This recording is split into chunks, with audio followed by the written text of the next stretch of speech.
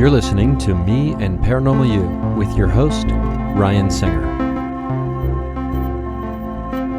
It's more fun to believe. Third year bonus.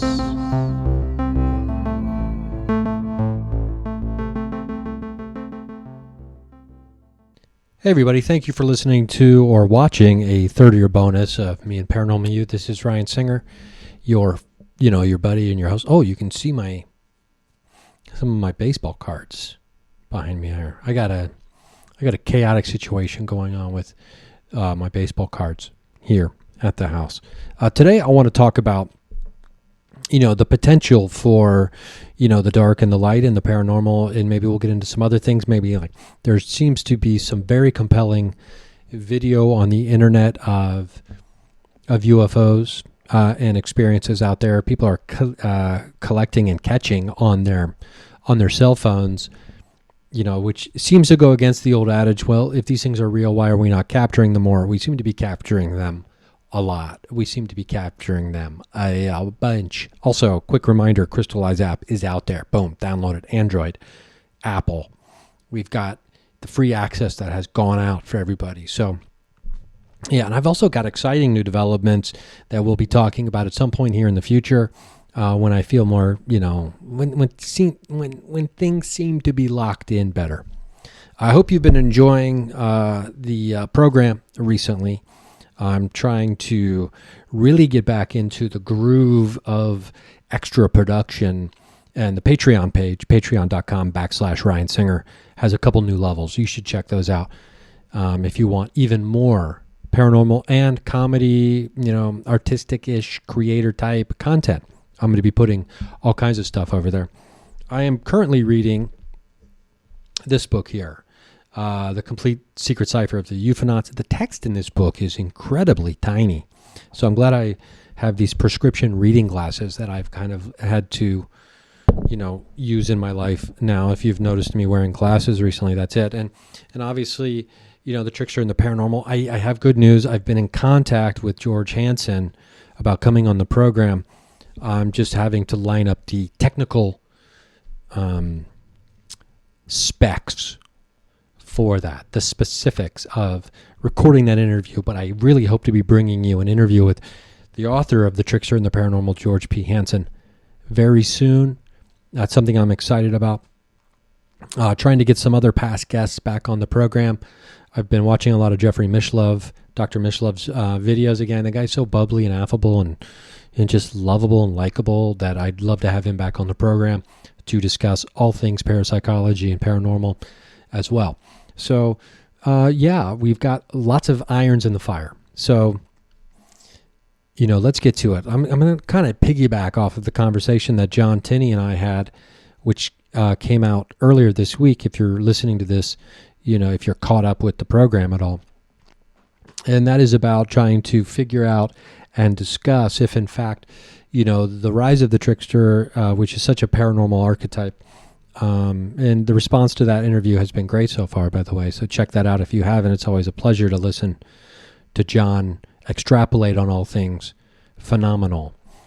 So I want to kind of carry that conversation into trying to understand maybe the way that the trickster has manifested itself in our lives here in the United States or around the world in the last 5 years. I do believe there seems to be an uptick in, at the very least, the reporting of paranormal phenomena and experiences by individuals.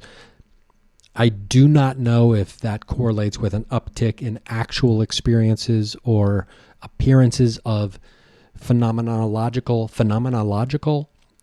entities or things of that nature, or if people are just more comfortable, reporting it, talking about it, and with the advent of smartphones, the internet, TikTok, Instagram, Twitter, etc., if more of these reports are finding their way out into the world. Because you can go onto UFO Twitter or whatever it is, which I don't go there very often, but you can see videos constantly of people, whether they're in Romania or in Kansas City or in Michigan.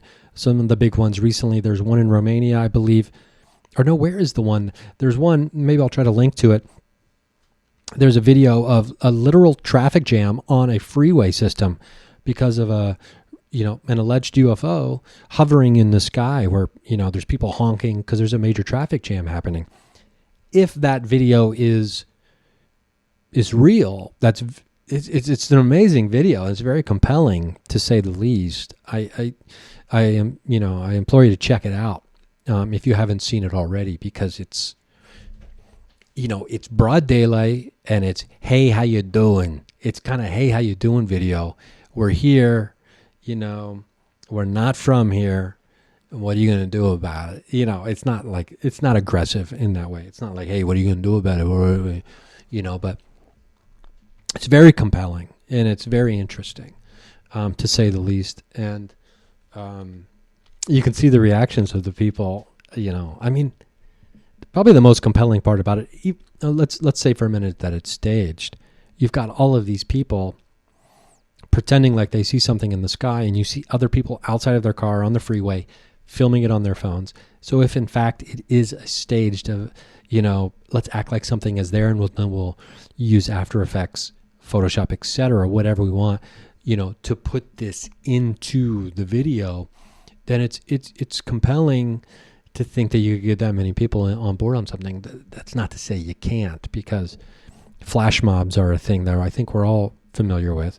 When a group of people get together in advance and come up with some synchronized, coordinated event that they're going to act out in the future. I look like I just crawled out of a cave today, so I hope that's not bothering anybody. Who cares? These fleshy shells that we wear on our bodies, on our consciousness, it doesn't really matter what we look like, does it? So I do think that at the very least we have a major increase in the sharing of paranormal experiences, encounters, etc. Does that correlate to an uptick in activity itself? I'm not 100% sure, but I would not be surprised. And the reason I would not be surprised is it's my stance that through climate change, mainly, a huge transitional period happening on the Earth that has been created, not naturally occurring, at least at this time. I don't believe it is. I don't believe climate change is a natural cycle of the sun and the Earth, etc. I believe it is caused by the emissions created by man and the pollutants, etc. So we have a major transitional period happening on the planet.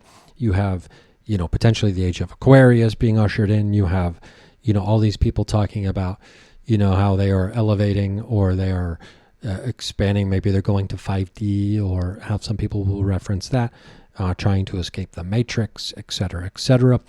Sci-fi, paranormal, programming, entertainment is everywhere nowadays. So many new movies, so many new TV programs. There's a show called Ghost. There's a Resident Alien. There's all kinds of mainstream programming now that deal with the issue of, that deal in the neighborhood of the paranormal, which has always been the case. I Dream of Jeannie, you could even say. I mean, this isn't new. This isn't like some kind of breakthrough. It's not groundbreaking that this is happening, because it's been happening for a while. Now, at the level it's happening now, you could argue that it's happening at an increased level because there are so many more channels, or so many more networks, etc., that are on, or that are filling their programming schedule. And it is natural to think that to fill their programming schedule, they need content. And some of that content is going to be supernatural, paranormal, mystical, etc. And hey, we're here for that, right? We are here for that, for sure. And I'll be providing some of that content at some point in the future, as soon as, we can get some things edited together and representing, the product in the way we want to put it out there. I want it to be an honest representation of what it's like to be on Paranormal Investigations, at least the way me and my buddies do it. And I'm looking forward to bringing that to you sometime soon. There's lots of moving parts and lots of different things to that affect the timelines on these things. So especially when it comes to documentaries, to understand if you've been on the other side of it, you understand how much footage there is, and which storylines be edited together, and the way things naturally unfolded to best showcase them. So, meanwhile, we have this idea of disclosure that is unfolding around us. We have this we have this great change that we're going under as a planet, as a collective species. So there's lots of things to be considered. We have more and more people, thankfully, feeling comfortable sharing their paranormal experiences. And I love that. And, there are a ton of paranormal podcasts out there. Thank you for listening to this one right now. I do appreciate that. You can get any kind of paranormal podcast you want. So thank you for listening to this one. And if you're new, welcome. Every once in a while when I do 30-year bonuses, different people pop in. I typically haven't filmed these in the past. As you can see, it's kind of a stream of consciousness that happens for however long these things last. Anywhere from like 35 minutes to maybe sometimes even over an hour. I do have things planned. I do have things that I want to cover and get to. But it is, there's really no editing on these. I just kind of just open my mouth, start talking, and then we're done. That is the benefit of doing stand-up comedy for 18 years and having to be on a microphone and talk for an hour straight to live audiences. You kind of get used to this. So anyway, I hope you enjoy it. So let's get back to it. In the book, The Complete Secret Cipher of the Ufonauts, and I'm going to reach out and hopefully we'll see if we can't get Dr. Alan Greenfield on the program. Is he a doctor? He probably is. Alan Greenfield. Yeah, he's a DD. Anyway, well, hopefully I want to complete the book before I approach him about doing an interview, but he'd be a wonderful guest on the program. And, there's a lot of talk about, there's two opposing sides in the universe that are working against each other, they're not necessarily in a competition, so to speak, as much as seemingly they are at odds. They are, ironically, they seem to be necessary for the other one's existence.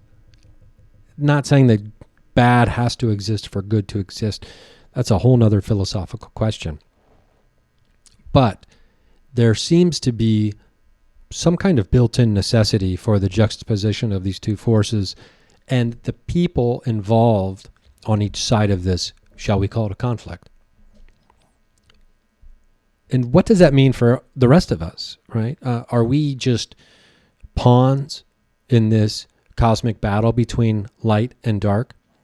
Are we disposable income for those who are dealing in the currency of the cosmos? I don't know. And I don't even know if... Listen, I'm not going to be over here definitively telling you that any of this stuff is 100% real and correct. I'm just telling you what I'm reading, what I'm researching, who I'm talking to, blah, blah, blah. But it really feels like something's going on. And I don't get into the cabal, cannibalistic, all this stuff that's been really bubbled to the surface in the past 6 years. I'm not necessarily talking about that, although many would argue that they're directly related to one another. Is there something to be said, though, about keeping human beings in their physical form, reliant on the physical pleasures and necessities, quote-unquote necessities, and materialistic trapping of this human life? In what way does that benefit other people who understand already that we are these infinite, eternal beings of light and consciousness? What is stood to gain if that's even a phrase that's real. Sorry, that was my phone going off. We've got, crystallized, we finally got everybody's free access, taken care of for the most part. And, there's a couple things, you should contact at crystallized.app if your free access isn't there. That's what we've been doing. We've just been trying to respond very quickly to everybody who may have had any kind of hiccup in that process. But who stands to gain? And the point is, like, what would you even stand to gain in these situations where you can keep human beings cut off from the truth of their ultimate existence, their natural existence, their normal existence, which many people may consider to be paranormal or even mystical? I don't know what you'd stand to gain other than maybe financial gain, power, control of some kind. But here's the question that bothers me. If these people are aware of the infinite and eternal nature of our true selves, of our existence, why are they trying to accumulate things that are directly that directly anchor that existence instead of being the ultimate versions of who they are? It seems like they're still trapped. Does that make sense? I guess you could be trapped, be aware that you're trapped, and say, well, if I'm trapped, I might as well make the most of it. And by most of it, I mean I might as well get the most power, the most money, the most control, etc. out of that. That seems backwards. That seems flawed. So are they humans? This is when Greenfield mentions the term Ufonaut, it's not clear. These could be others. These could be beings, entities, etc. that are not necessarily human being form. And we talk about, he talks about, and again, I'm early on in this book. I'm about 1/3 of the way through. There's an interesting, there's correlations between, whether it's Blavatsky talking about the ascended masters. There's correlations between the occult. Crowley's in this, and it's like, who are we talking about? The Secret Cipher. This is the way they've been. Basically, the nuts and bolts of it are that there are Ufonauts, there are people with this knowledge, with this, whatever this knowledge actually is. They are communicating with each other through ciphers out in plain day to be able to communicate, because they're scattered, they're dispersed. They're not even that necessarily like necessary and sincerely, not necessarily connected to one another in real life, to having like one-on-one relationships necessarily. So potentially they don't even really have the real identities of the others. I don't know. It's all very cryptic, and the fact that there's a cipher involved, just as evidence of that, I suppose. If you're using a cipher to communicate with people that you might not have even met, I think that classifies, at the very least, as secretive, and at the very medium, cryptic. Now, at the very worst, it would be nefarious. The nefarious doings and goings and comings of the Ufonauts. Again, the ultimate question: why? For what? Why? This is the question that I think is unanswerable at this moment in time, for me anyway. But I think it's probably the most important question when it comes to examining these kind of things. Now, we will fill in the blanks where the information does not exist.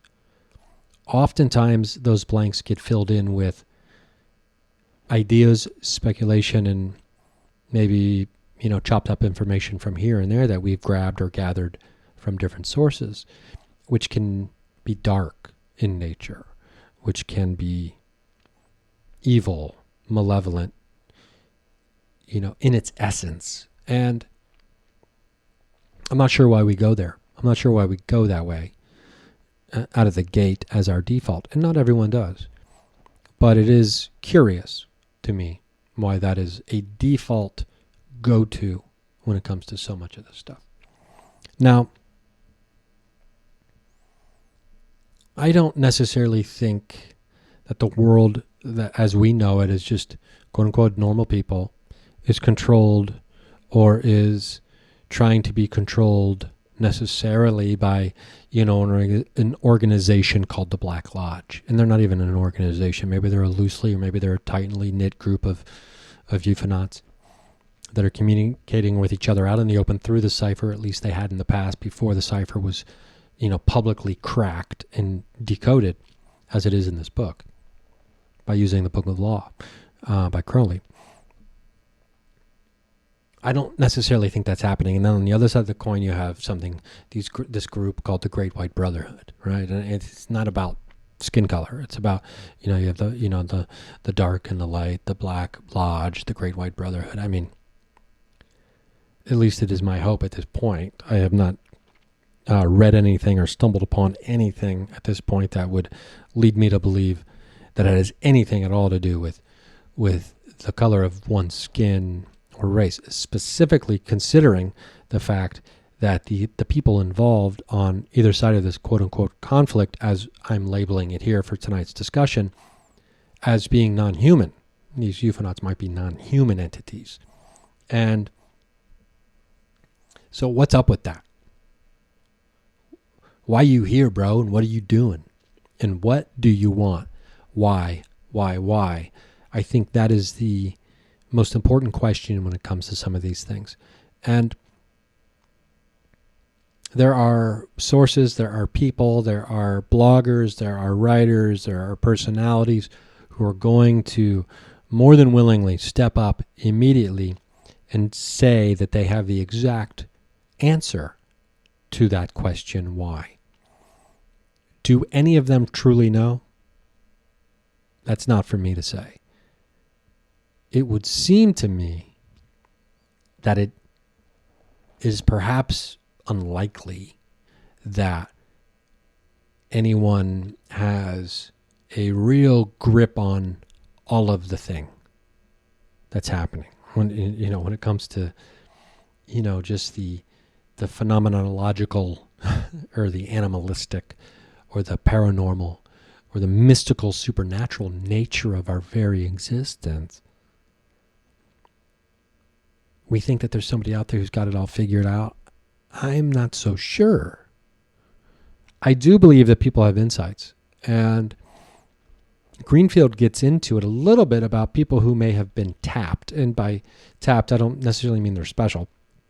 Who may have channeled in some of this. And the way that this information, this divine information, this esoteric wisdom that's universal in nature can be somehow channeled by certain individuals in the different forms it's taken throughout history, whether it's channels and mediums, then that kind of gets into the modern age where there's UFO sightings and things like that. So now you have contactees becoming that, as opposed to maybe like super religious people who are like, oh, God has come to me in a vision.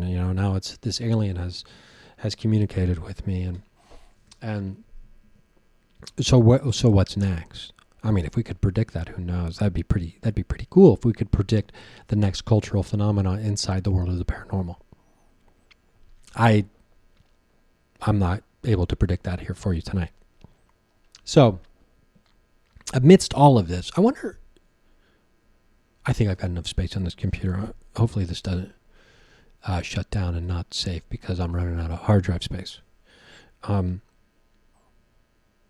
So the Black Lodge, the Great White Brotherhood, in a conflict, in a cosmic conflict or an earthly conflict, specifically in our case, trying to create things. And do we even know what side we are on when we get into certain things? And there is infiltration into the New Age community and some of these spiritualist movements that kind of, you got to be careful because you don't know what side are they working for? and because on one hand you have, those trying to trap us and keep us, maybe keep us is a better word than trap, in our materialism, grounded in the physical form, right? And giving us the reality as we know it.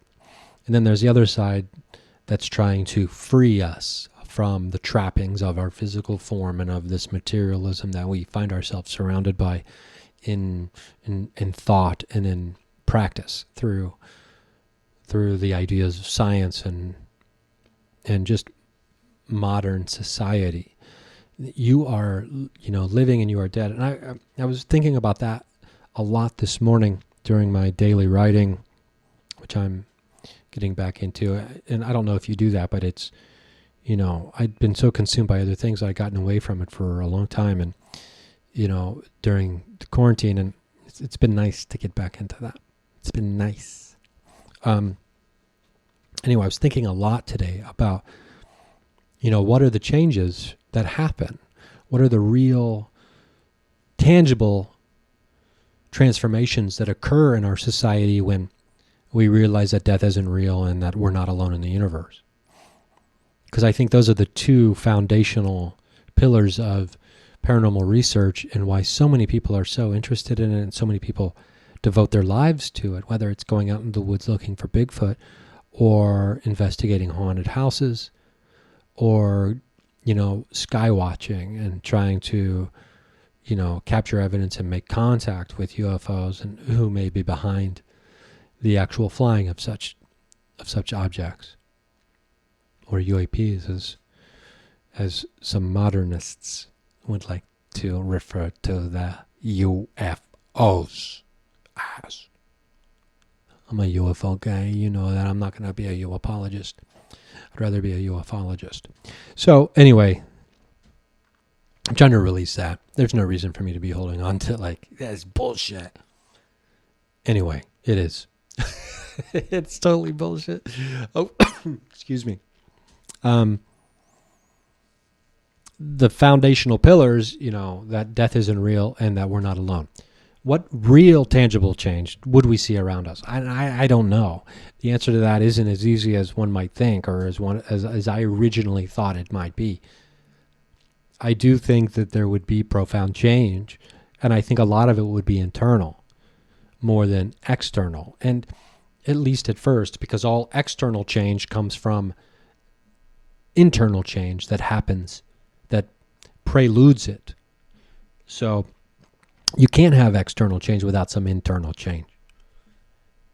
So knowing that, what's a big difference? And it occurs to me that if we know that death isn't real, to me, death and life are two sides of the same cosmic coin. So if death isn't real, then living isn't real. I don't know if this goes too philosophical or too crazy or not. But if you don't have death, you cannot have life. Can you have eternal? And so I guess the answer to that is, well, yeah, you can. It's just eternal life, and there's no such thing as death. Okay, I hear that. But on the other side, it's just it's this ages-old argument. Can there be good without bad? Can there be death without life? I don't think so. And if there is no death, then there is no life, right? We are not alive for a certain period of time. We are in this form for a certain period of time in these bodies. But maybe we are beings, right? And we have been, we are, and we will be. And now that starts to tread on some sacred religious language, right? Because God is everything that was, is, and will be. But maybe we realize that phrase was adopted and taken from the human being who was, is, and will be. And by human being, I mean, and that's what we've called ourselves in these temporary forms that we hold now. So if there is no death, then there is no life. Then what are we? Why are we? Right? That why question comes up again. And I think that is one of the big transformations that will occur once we realize that death is in fact an illusion, and it is just a side effect of a physical form in a temporary stage on the tramway of our existence. It's just one stop, right? And do we come back in more forms and more forms via reincarnation? I tend to think we do. That's where my beliefs happen to be at this point in my life. But at least some of us, right? Some of us do such a good job, they don't need to come back, eh? Okay. It doesn't, we don't need to get into the idea and the talk of, the merits of reincarnation at this time, but I do believe that's where I'm, hanging my hat nowadays. But so if there is no death and there is no life, then what are we even doing here? Why are we here? And I don't have the answers to that. And if I did, I don't know, maybe I'd be Tony Robbins. Who knows? He's got a new thing. Your last chance ever. It's your last chance ever right now. No more waiting. No more waiting. Be now. And hey, listen, I haven't spent a lot of time, if any, really, going down the Tony Robbins rabbit hole, but obviously the guy's got some message he's telling people that works for people. So good for him, and good for the people that have found good stuff from it. But then he's also just telling women to pay attention to their man. I don't. That's probably not correct. You probably shouldn't hold me to that. I don't want to spread I don't want to spread fake news. So I think the biggest fundamental change that would happen is that we would understand that we are not alive. And how can I say that with a straight face? Someone who goes and tries to communicate with the dead during paranormal investigations. How can I say that I don't even think we're alive? Well, because I don't think we can die. So therefore, I don't think we're alive. And I admittedly don't have all this figured out. This is something I was just writing about this morning, so forgive me. But we'll have to change the language. And so I think the fundamental acceptance internally of the ceaseless nature of our existence, which to some people, when I say it like that, might sound like, oh, God, that sounds exhausting. I hear you, but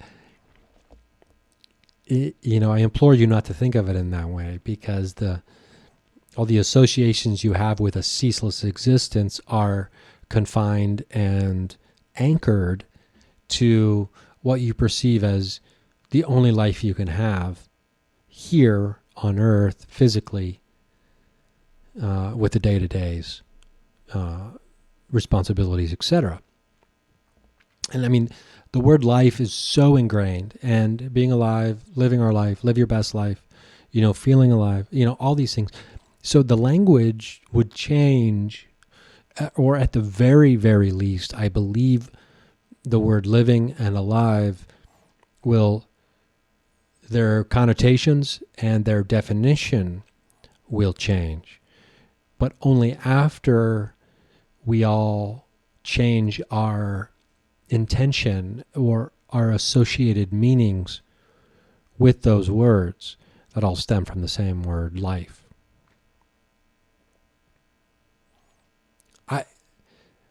I don't know what happens after that, at that point, if there is some kind of huge reformation of the planet that implores us all to be better or live better lives. I don't know.